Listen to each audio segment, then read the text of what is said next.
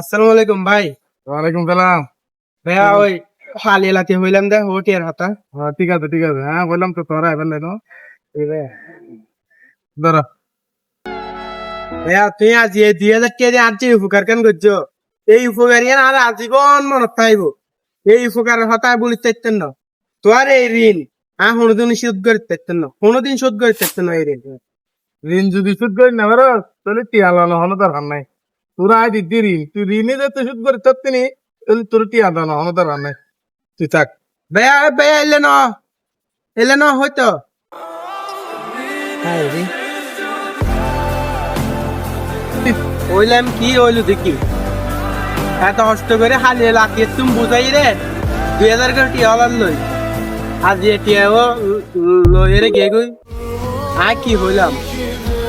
উপকার করছে উপকারের কথা বলি তো নাই এত বেকার কি বললাম হারা যার বল হারা তাল্লা এনে ও ভাই বড় ভাই